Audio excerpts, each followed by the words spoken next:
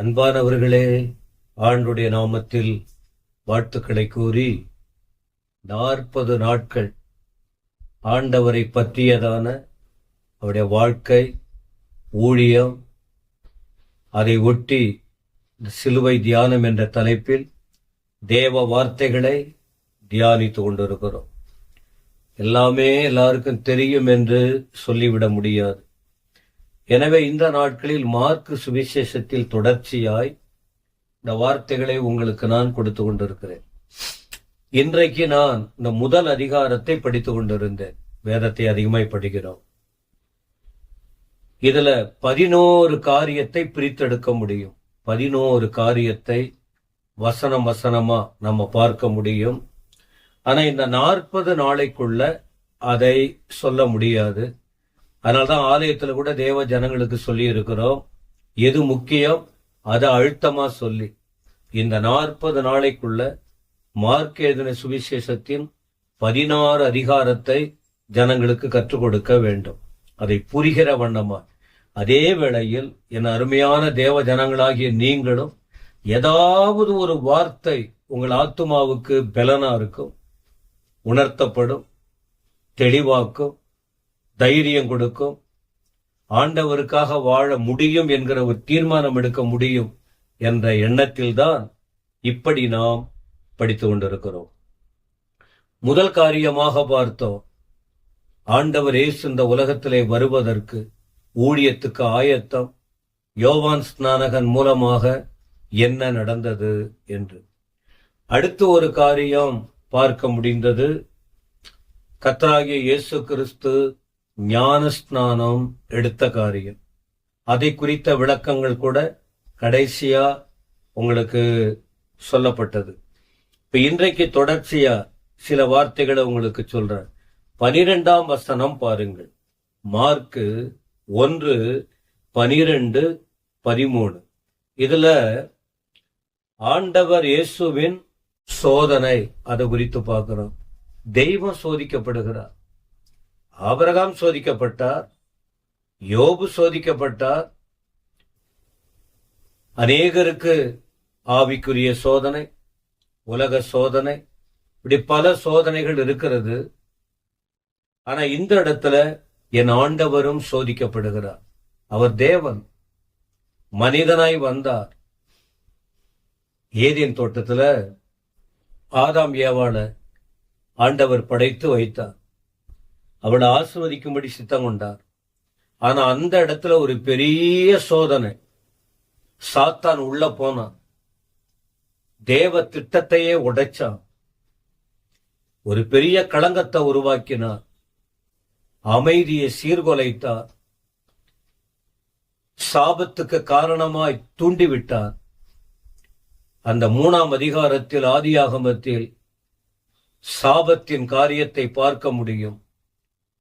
ஜனங்களை வழிதவற வைத்த சாத்தானுக்கும் அவனுடைய வார்த்தைக்கு கீழ்ப்படிந்த ஆதாமுக்கும் ஏவாளுக்கும் சாபம் வந்து அவர்கள் பாதிக்கப்பட்ட நிலைகளை பார்க்கிறோம்.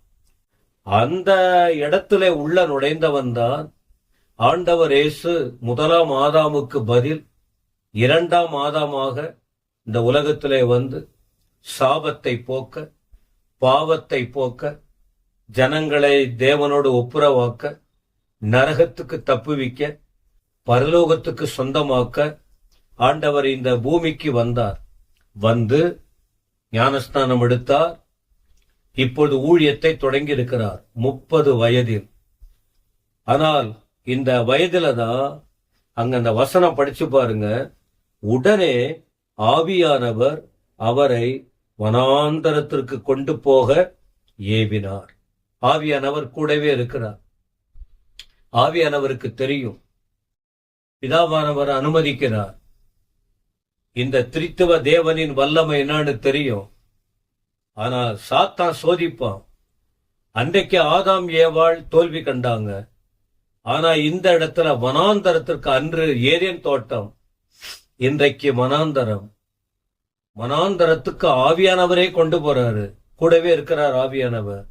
அப்ப ஆவியானவருக்கும் தெரியும் இயேசுவானவர் சோதிக்கப்பட போகிறார், சாத்தான் சோதிக்க போகிறார். ஆனால் ஆண்டவர் ஜெயம் எடுப்பார்னு தெரியும். யோபுக்கு சோதனை வந்தது, யோபு தோற்று போகவில்லை. யோபின் மனைவிக்கு சோதனை வந்தது, ஏவாள் போல அவர்களும் தோற்று போனார்கள். தாவீதுக்கு சோதனை வந்தது, அவன் இருதயத்தை சாத்தான் ஏவினான், தோற்று போனான். அதற்குரிய இழப்பை சந்திக்க வேண்டியது இருந்தது. ஆனால் ஆண்டவர் இயேசு இங்கே சோதனைக்குள்ளே நடத்தப்பட்டு ஆவியானவரால் நடத்தப்பட்டார். அங்க போகும்போது வனாந்தரம் தண்ணீர்ல அந்த இடத்துல வசனம் சொல்லுது, 40 நாள் இருந்தார். சாப்பாடு இல்லாம, தண்ணி இல்லாம. எப்படி அவர் தேவன் இருப்பார் அப்படின்னு சொல்லுவாங்க. ஆண்டவர் தேவன்தான், அதே நேரத்துல மனுஷனாய் வந்தார். அவருக்கு இளைப்பாறுதல் தேவைப்பட்டது, அவருக்கு ஆகாரம் தேவைப்பட்டது, அவர் தாகத்துக்கு தண்ணீர் தேவைப்பட்டது, அவர் இளைப்பாறுவதற்கு தூங்குவதற்கு சமயம் தேவைப்பட்டது. ஆனால் அவர் மனுஷகுமாரனுக்கு தலை சாய்க்க இடம் இல்லை என்று கூட அவர் சொல்லி இருக்கிறார். பிரியமானவர்களே, 40 நாள் சோதனை. யாரால சோதனை? சாத்தானால் சோதனை. சாத்தான் சோதிக்கிறவன். அவன் சோதனை பலவிதங்கள்ல வரும். நேரடியா வந்து சோதிக்க மாட்டான். இந்த இடத்துல ஆண்டவரை நேரடியா சோதிக்கிறான். ஆனா மற்றவர்களை எல்லாம் மனிதர்களை வைத்து சோதிப்பான். என்ன சோதனை வந்தாலும் ஆண்டவர் இயேசு அதில் ஜெயம் எடுத்தார் என்று மத்தேயு 4 அதிகாரத்துல பார்க்கிறோம், லூக்கா 4 அதிகாரத்துல பார்க்க முடியும். அவர் சோதனையை மேற்கொண்ட விதங்கள். சோதனை அவருக்கு வந்தது. அப்போ வந்த போது பாருங்க, அடுத்து அவர் அந்த வனாந்தரத்துக்கு போன போது அங்க காட்டு மிருகங்களின் நடுவிலே சஞ்சரித்து கொண்டிருந்தார். பரலோகத்திலே பிதாவோடு சஞ்சரித்தவர், தேவனோடு அன்றைக்கு ஞானிகளோடு சஞ்சரித்தவர். 12 வயதில் எருசலேமில் பண்டிகை நேரத்துல நல்ல சிறந்த ஞானிகள், அவர்கள் நடுவில் அவர் சஞ்சரித்து பேசிக்கிட்டு இருந்தார். இப்போ வனாந்தரத்துல அவர் காட்டு மிருகங்களோடு நடுவிலே சஞ்சரித்து கொண்டிருந்தார். தேவ தூதர்கள் அவருக்கு ஊழியம் செய்தாங்க. இந்த இடத்துல நீங்க பார்க்கணும், ஆவியானவருடைய ஊழியத்தை பார்க்கணும். இயேசுவானவரை வனாந்தரத்திற்கு கொண்டு போகிறார். அங்கே வனாந்தரத்தின் நிலைமை என்ன என்று பார்க்கிறோம். பிறகு 40 நாள் சோதனை, அதை நாம பார்க்கிறோம். சோதித்தவன் யார்? சாத்தான் என்பதை அறிந்திருக்கிறோம். அவர் இருந்த இடம் வனாந்தரத்தின் நடுவில், அங்க காட்டு மிருகங்கள் நடுவில் சஞ்சரித்தாராம். ஆனா அன்றைக்கு தானியேலை சிங்கக்கபியிலே சிங்கம் அவரை அழிக்காதபடிக்கு ஆண்டவர் காத்ததை போல இந்த இடத்திலும் சாத்தானும் இருக்கிறார், ஆவியானவரும் இருக்கிறார், ஆண்டவரும் இருக்கிறார். காட்டு மிருகங்கள் நடுவுல போய்கிட்டு இருக்கிறார். என இவர் அவைகளை படைத்த தேவன். அவர் கிட்ட வர முடியல. யாரும் எந்த மிருகமோ எந்த விஷ கிருமிகளோ கிட்ட வர முடியவில்லை. அப்படிப்பட்ட மகிமையின் கர்த்தர். ஆனா முடிவிலே பார்க்கும்போது தேவ தூதர்கள் அவருக்கு ஊழியம் செய்தார்கள். மத்தேயு சுவிசேஷத்தில் என்னுடைய முழு விளக்கம் இருக்கிறது. லூக்கா சுவிசேஷத்தில் 4ஆம் அதிகாரத்தில் முழு விளக்கம் இருக்கிறது. எப்படி சோதனை, யார் சோதித்தது, என்னென்ன சொல்லி சோதிக்கப்பட்டாங்க, ஆண்டவர் இந்த சோதனையில் எப்படி ஜெயம் எடுத்தார் என்று பார்க்கிறோம். எனவே நமக்கும் பல சோதனை வரும். இந்த நாட்களில் இந்த வார்த்தைகளை படிக்கிற நோக்கமே நாம ஆண்டவருடைய வார்த்தையை அறிந்து அவருக்காக வாழ வேண்டும். சோதனையை கண்டு ஓடக்கூடாது. சோதிப்பதற்கு தேவன் அனுமதி கொடுத்தாலும் சோதனையிலிருந்து தப்பித்துக் கொள்ள கர்த்தர் உதவி செய்வார். வாழுவோமா, கர்த்தருக்குள் நிலைத்திருப்போமா, சோதனையை ஜெயிப்போமா? இந்த நாட்களில் நம்முடைய வாழ்க்கை ஆண்டவரோடு இருக்கட்டும். தேவன் உங்களை ஆசீர்வதிப்பாராக. ஆமென், ஆமென்.